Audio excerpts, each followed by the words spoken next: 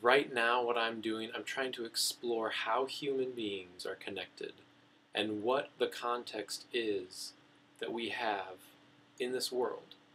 I really feel that we've taken ourselves out of context, that we think we're more important than we really are. And that's both good and bad, or it's neither good nor bad. But if we forget where we come from, I think we will lose track of where we're going, and we may go someplace that we don't want to go. My friend Taylor Keene, an Omaha and Cherokee Native American Indian, told me about the Ojibwe order of things. He introduced me to this story about how the Ojibwe see the world and how everything is related. Humans are actually last in this order because they depend on everything else to be alive, and everything else does not depend on the humans to be alive.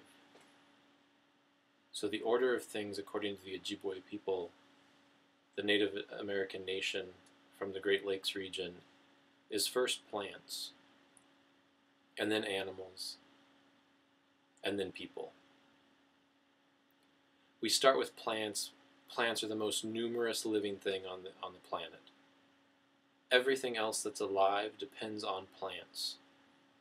All the insects, all the animals, all the little animals, all the big animals, all depend on plants at some point in the life cycle.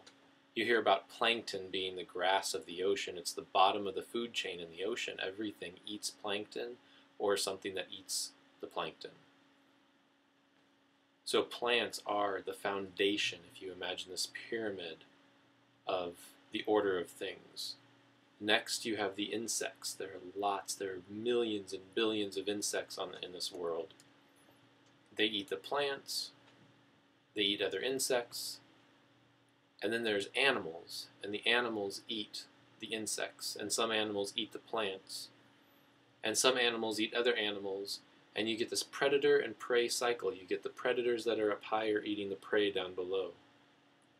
And eventually you get the humans who are on top of this pyramid with the plants on the bottom, the insects and animals in the middle, and then the humans on the top, this little spot on the top. And if you start to take away all the plants, the animals die, and the people die. If you leave the plants but start to take away all the animals, the people don't have as much to live off of. We are omnivores. We eat plants and we eat animals. And so it's important to remember where we humans are in this order of things. I would argue that today, in our industrial, post-industrial world, where we have farms of hundreds, if not thousands of acres, and monoculture crops, that we humans think that we are the best and the pinnacle of creation. And the truth is, if we don't take care of our plants and our animals, we die. It's important to me to understand the context in which we humans live. The world is not here just to serve us. Yes, it is a gift for us to use and relate with, but it is not here only for us. If we neglect and mistreat our brothers and sisters, the plants and animals, we kill ourselves, spiritually and physically.